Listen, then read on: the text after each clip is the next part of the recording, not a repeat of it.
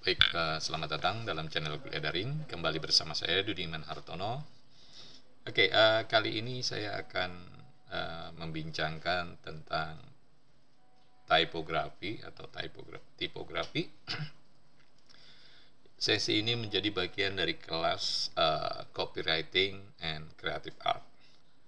Oke, sebelum kita memasuki materi seperti biasa, silakan subscribe bagi yang belum subscribe Kuliah Daring dan share ya. Baik, kita mulai sesi pembahasan kita tentang tipografi.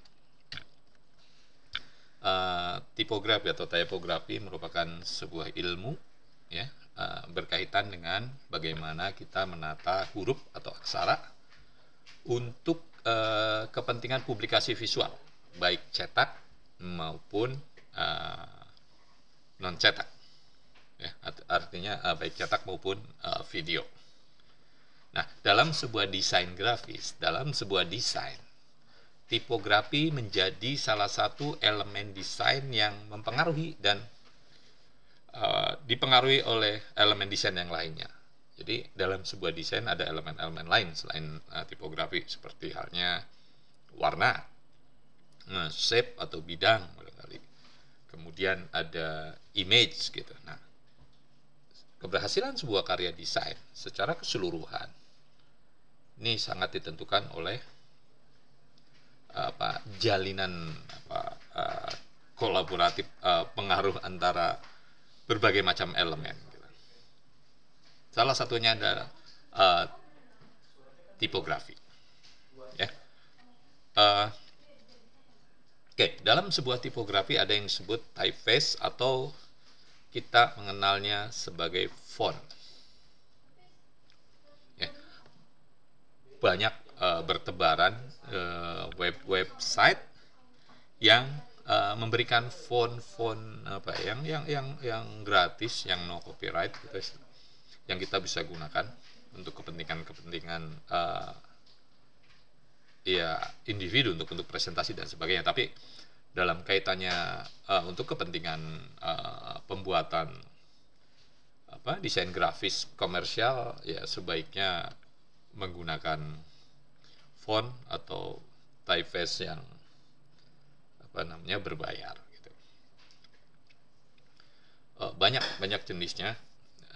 Kalau zaman tahun 80-an 90-an itu teknik tipografi menggunakan apa yang disebut rugos itu semacam kayak stiker gitu, huruf-huruf nanti digosok, nanti nempel ke bidang yang kita inginkan, umpamanya dari kertas gitu ya. Kalau zaman sebelumnya malah menggunakan lempengan elemen besi dan sebagainya gitu untuk menyusun huruf-huruf tadi. Nah, sejarah tipografi ini erat kaitannya dengan sejarah bahasa, sejarah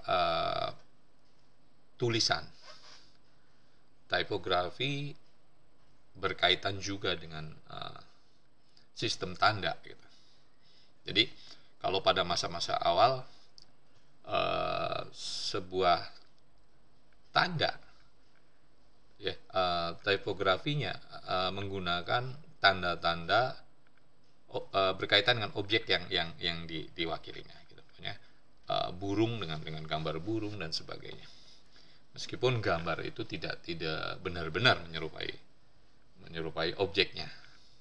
Jadi tipografi merupakan sebagai salah satu atau sarana komunikasi grafis yang tertua dalam bentuk gambar tadi. Sejarah mencatat bahwa dinding-dinding gua di Perancis Selatan, di perbatasan dengan Spanyol dan beberapa di Amerika itu mengisyaratkan itu. Ya, gambar-gambarnya ada kalanya gambar-gambar dalam bentuk tadi sederhana gitu, atau simbol-simbol yang kemudian dikenal dengan istilah piktogram. Gambar atau lambang tadi sebenarnya mewakili objek gitu kan. Namanya gambar ikan. Sebelum tentu saja ditemukan tulisan tentang huruf atau aksara tentang ikan, ikan gitu, yang mewakili kata ikan.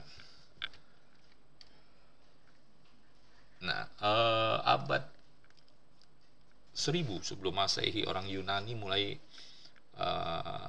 mengadopsi abjad Phoenicia gitu. Ya. Nah ini pengambilan abjad Phoenicia untuk huruf tersebut dan menyunanikannya itu. Kemudian kita mengenalnya sebagai alfabet. Dari kedua huruf tersebut, alfa dan bet atau beta, lahirlah apa yang kita kenal sebagai alfabet hari ini. Nah, pada beberapa bentuk kebudayaan lainnya seperti di Ibrani, Arab, Syria, bahkan Sanskerta di wilayah Asia Selatan sampai Asia Tenggara gitu.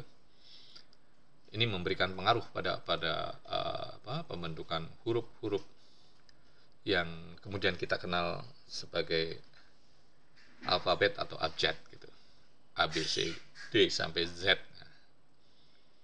Kalau kita lihat di gambar, terlihat perubahan bentuk hurufnya dari yang namanya dari awal yang Phoenician alfabet, kemudian ke Greek alfabet atau Yunani, sampai ke Roman alfabet yang kita kenal hari ini.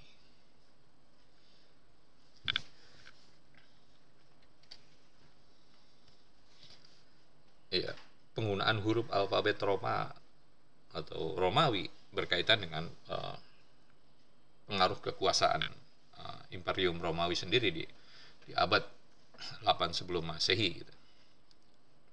Mereka mengembangkan sistem tulisan dari tulisan Yunani tentunya. Kemudian mengambil sistem tulisan Etruska, yaitu penduduk asli di negara yang sekarang kita kenal sebagai Italia, yang kemudian mereka adaptasi membentuk sebuah huruf yang disebut alfabet Romawi yang kita gunakan sampai hari ini.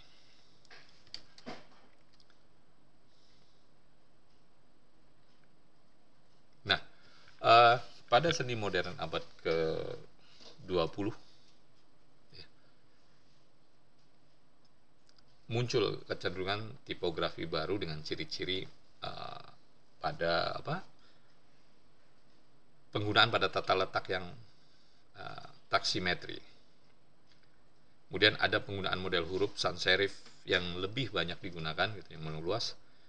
Kemudian ada pelonggaran margin, penonjolan ilustrasi, kemudian pembagian atau penggunaan bidang cetak secara lebih menawan, lebih baik. Kemudian ada penyederhanaan dan pembebasan dari hiasan yang berlebihan, dan penandaan lebih terhadap pemanfaatan unsur tipografi. Itu bagian dari ciri-ciri yang muncul pada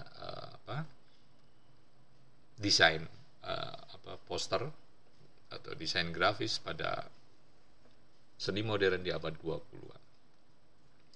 Satu abad sebelum hari ini tentunya.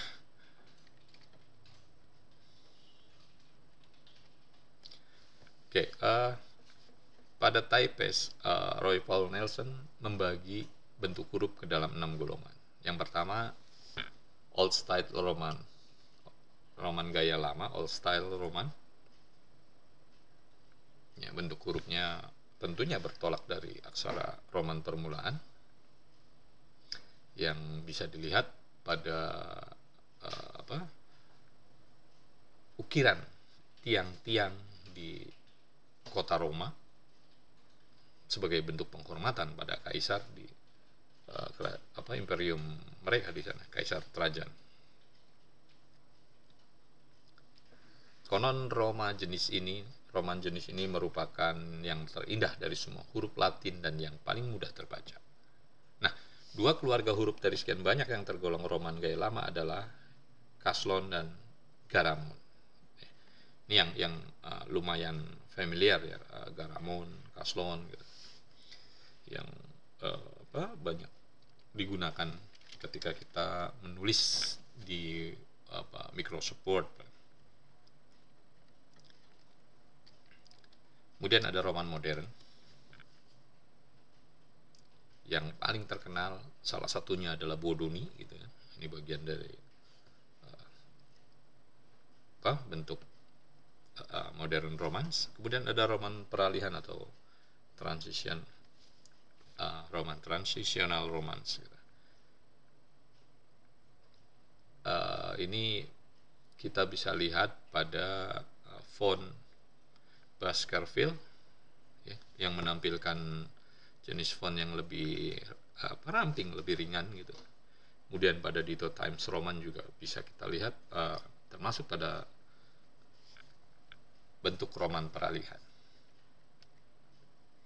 Kemudian ada sans serif. Sans serif ini bentuk hurufnya tanpa ada kait atau lebih lebih simple gitu. Wajah huruf tanpa kait atau sans serif bisa dilihat pada Futura gitu, Gothic, Spartan dan sebagainya. Helvetica termasuk di sini. Helvetica Universe bagian dari sans serif. Ini juga bentuk font yang sangat familiar. Kemudian ada slab serif atau squares. Nah, karakteristik pada persegi berkait atau slab serif ini adalah sebuah huruf-huruf ya tanpa kait tetapi berkait. Maksudnya adalah ini dikenal pada era Egyptian pada zaman dulu. Kita bisa lihat pada misalnya pada ini girder dalam bangunan yang disebut girder gitu, mirip-mirip seperti itu gitu. Model-model huruf slab serif kita bisa lihat pada font corduroy pokoknya, aster gitu. Kemudian bitter dan sebagainya. Ini biasanya paling cocok untuk headline, untuk membuat judul. Kemudian ada yang disebut aneka ragam atau ini yang termasuk pada jenis huruf yang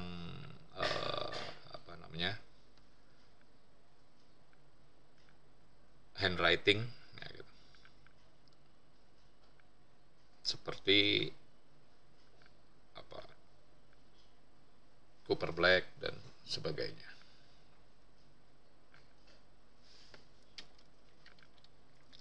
Nah, William Bolen kemudian menyederhanakan pengolahan huruf tadi yang 6 tadi menjadi yang 5 tadi menjadi tipe roman, kemudian block type, kemudian ada script dan ornamental. Jadi yang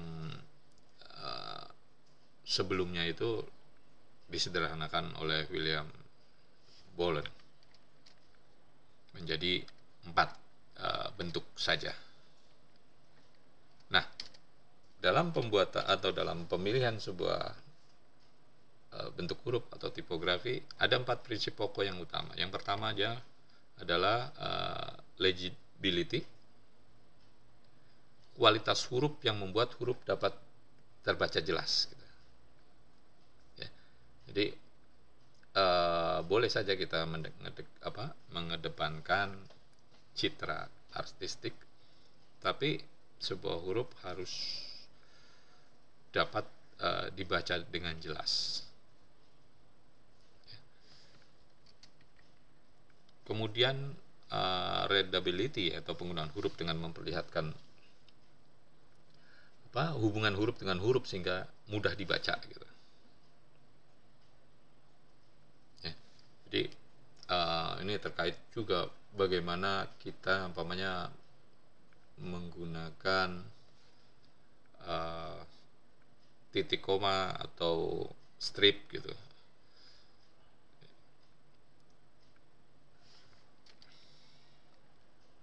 Kemudian visibility. Ini berkaitan dengan sampai batas jarak mana huruf itu dapat terbaca dengan jelas. Jangan sampai kita membuat poster untuk media luar ruangan, kemudian hurufnya terlalu kecil sehingga sulit untuk terbaca, kan jadi sia-sia, jadi percuma. Oke, yang terakhir clarity. Bisa dibaca oleh audiens yang dituju.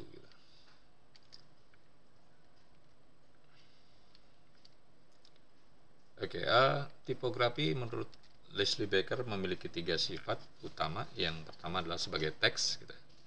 Sebagai teks ini artinya sebuah tipografi mengandung pesan dari si pembuatnya terkait cita rasa seni dari si pembuat dari huruf tersebut atau tipografer tersebut. Kemudian yang kedua sebagai penyampai pesan dari iklan. Dan yang ketiga tipografi sebagai image. Kita bisa lihat sebuah kata disusun, dibentuk menjadi bentuk dari wajah manusia atau kepala, biasanya kepala manusia, atau wujud dari objek dari iklan tersebut, dari benda tersebut, namanya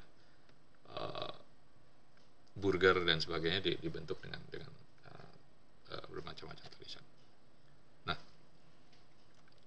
dalam kaitannya dengan copywriting, sekali lagi tipografi atau pemilihan huruf menjadi sangat penting sebagai wujud visual dari keseluruhan desain grafis yang ingin disampaikan, yang ingin dibuat.